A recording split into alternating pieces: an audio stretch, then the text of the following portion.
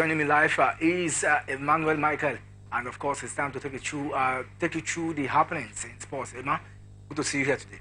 Thank you, Tempo. Good evening, and good evening to our viewers out there. What a happy moment out here, because there is a little bit of a cheering news for the Super Eagles and for Nigerians out there. Courtesy of the fact that Rwanda is in some of our live games, and this will also caution some of the ref, to do the needful, because most time this win at home at all costs, it is also a problem to us. Whereas whereby teams feel that whenever they play at home, they must win at home. But with the introduction of this, or with the deed that have been strike by the NPFL board and some of these broadcasts, I think if a referee knows that he's being viewed live on telly, there are some of these excesses that is going to occur, and thereby giving some away teams terrestrial television. Then there's always this hanky-panky play, when we talk about monkey business, some brand envelope exchanging hand, thereby making the wrong calls out there, even at the detriment of the away team who truly deserve a point in a certain game.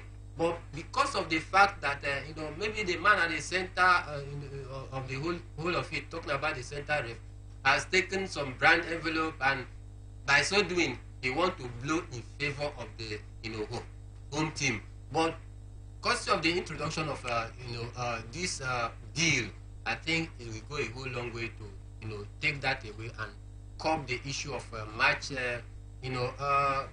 bad officiating and all of that.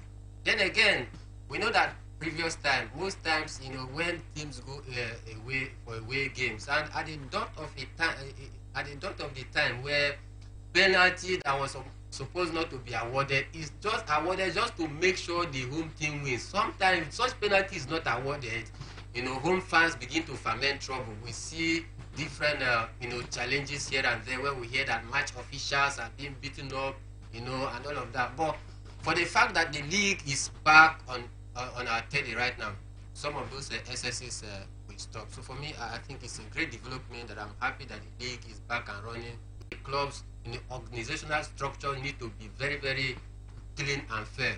They need to have an impeccable organizational structure in a club where we know, yes, this is a team that is able and capable to deliver on the mandates given to them. So for me, I think if they can be able to put all these things together, it's going to be, a great one for them, because they are going to enhance, the visibility of the league and enhance, their revenue income as well. And by so doing, they will depend less on the state government, because most of these clubs is being funded or sponsored by the state government. So for me, I think if they can be able to strategize a means of trying to put their infrastructures in place and their marketing team also up and doing, with all of this, I think it's going to lessen the burden of the state government trying to pump in money to certain clubs.